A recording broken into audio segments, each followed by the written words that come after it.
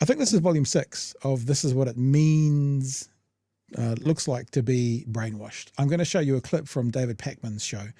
David Pakman, a lot of you will know him because he runs in similar circles when it comes to his political outworking. If you have a look through the catalogue if you're watching on YouTube, you'll see the podcast that I did with David a few years ago. He's a lovely guy, and he's hosting Man in the Middle is Destiny. Man on the right is, what's his name? Prager, Dennis Prager. Now, who is Dennis Prager? Dennis Prager is like, I was going to say he's like the Bob McCoskey of America, but he's not, because he's successful, he's wealthy, and he's got skills. He actually started up a university, I think, called PragerU, and he's been a broadcaster for a very long time. Fantastic shit show. And so what Pakman has done is he's hosted both Destiny and Dennis Prager in a debate. Now, the debate was around politics. And about 2/3 of the way through the debate, Dennis Prager goes, "Can I ask Destiny a question?" He goes, "Yep." And he started asking him about what is a woman. It's like completely irrelevant to the conversation. And then what is a woman delved into, let's talk about COVID. And this is where we're going to pick up on this. And it's actually not it's not even 2 minutes. It's 90 seconds, right? I'm going to play it for you. And why I'm going to show you that this is what it looks like to be brainwashed, because this is a classic gish gallop. And for people who don't know what that means, lots of facts being thrown out and not enough time to fact check them. We will then fact check what Dennis Prager says to show you what it looks like to be brainwashed. So what we're watching this for is to watch Dennis Prager demonstrate what it looks like to be brainwashed. This conversation is starting off on, I'll leave those notes out there. So that's what they're getting into conversations around COVID and lockdowns and mandates. Like 2.5 years later, they're still going on about it. Because the CDC is in cahoots with Big Pharma and lied to the American people about masks, about distance, and about lockdowns, and ruined a whole generation's lives because of the lie that lockdowns were necessary for kids. Sweden didn't lock down 1 day for kids, not one kid died. Whoop, okay. So this is what it looks like to be brainwashed. Sweden didn't lock down and not one kid died. Here is the number of coronavirus deaths in Sweden by age groups. Under 9, 20 died, 10 to 19, 12 died. So you could say very few died, but statistically speaking, that statement is factually inaccurate because children died. Still more kids. That's still more dead kids stacked up than you would ordinarily want to see on any given Tuesday. Straight away, his statement, and remember, sometimes we like the black swan theory, and the black swan theory goes, all I need to do to disprove the statement, all swans are white, is to show you one black swan, right? He said no kids died. And sadly, I just showed you about 30 kids in Sweden that died. But this is what it looks like to be brainwashed. That you defend the CDC, the NIH, and the Democrats, and I mean, for that matter, any Republicans who supported lockdowns, it will not be something you will be proud of when you... I almost expected him to say, not on my watch. That's what it felt like should probably come out there. Look back at your career. Yeah, and the entire world was all in cahoots for all the people. You point out Sweden, compare Sweden's death rates to every other European country, even the other Scandinavian countries that did enact lockdowns, and more people died in Sweden. I have compared them. Okay, then you know that Sweden fared about the worst of any of those countries. Only if you compare them to Scandinavia. And Finland has announced that it would do exactly what Sweden did if it ever happened again. Okay, this is what it looks like to be brainwashed. Let's show you the facts of the figure. So he said only if you compare it to Scandinavian countries. We have the graph here of Scandinavian countries. There it is there. The blue dots are Sweden. So that's what it is compared to Scandinavian countries. So this is the death rate. You can see how bad it is. But Dennis Prager is saying it's only bad compared to Scandinavian countries, not the rest of Europe. Well, here's the rest of the world. And Sweden comes in out of 230 odd countries and territories at 35th worst in the world. So yes, the facts, and this is death per 1 million people. So it's like for like.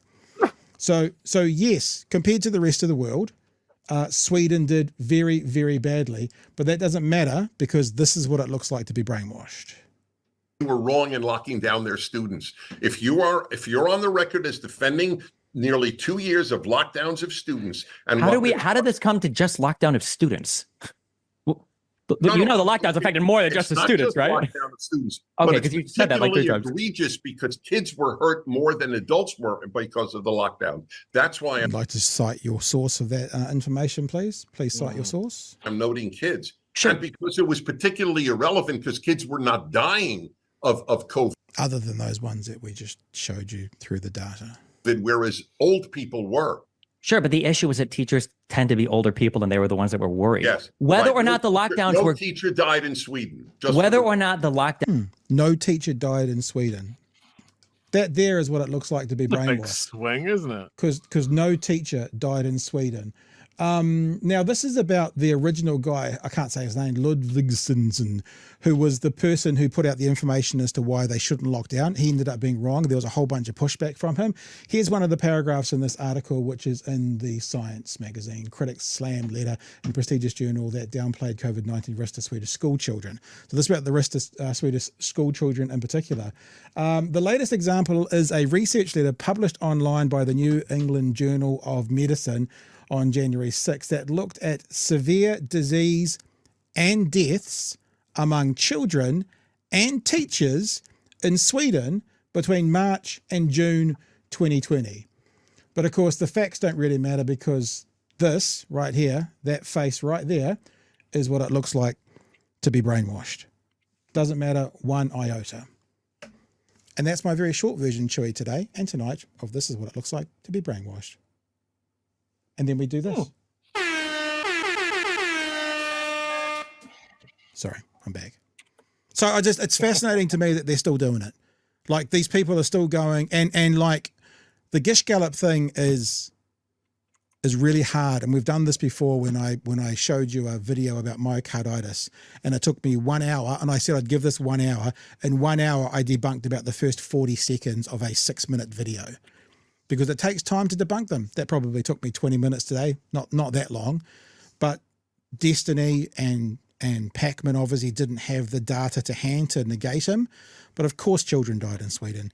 Of course teachers died in Sweden. What, they'd be the only country in the world then where teachers didn't die. And of course their result was terrible compared to the rest of the world. It's very obvious. But white hair, round mouth, going red is what it looks like to be brainwashed. Volume 6. Chewy. Never trust a man that is the same color as the ham that you get in a prepackaged sandwich. Is that official? Like, is that on a t-shirt somewhere? We've got to pay for that? That should be on a t-shirt, I feel. Yeah, just isn't that weird? Just like laughably, easily provably wrong. Yeah. Yeah. Just like no one would hold Sweden up as a COVID success story.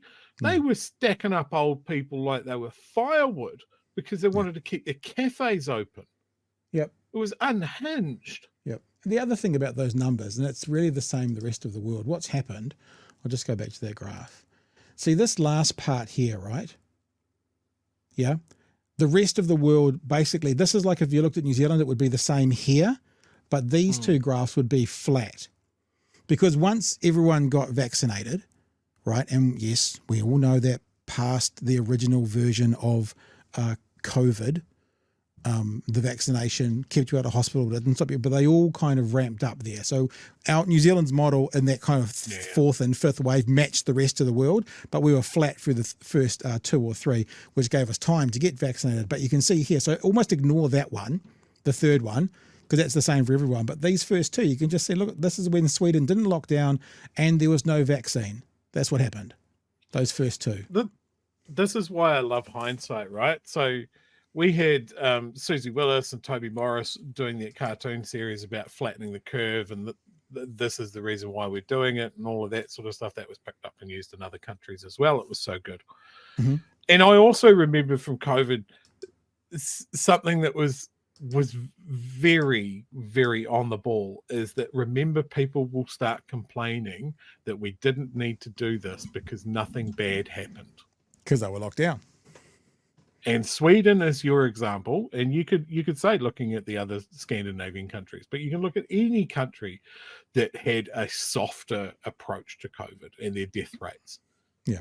We had nothing really to complain about. It was this massive countrywide reaction, and then we nothing fucking really bad happened. We opened up after the first wave went through the world. We opened up.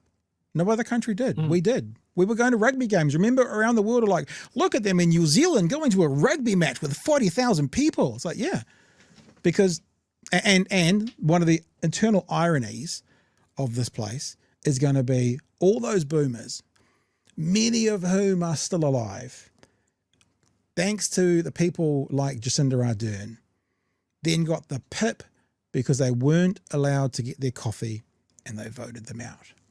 And they spent too long on the internet. And now it's all downhill. I tell you what, 20,000 people. Research says 20,000 lives were saved in New Zealand because of that lockdown and that way that New Zealand handled COVID. So sorry, they win.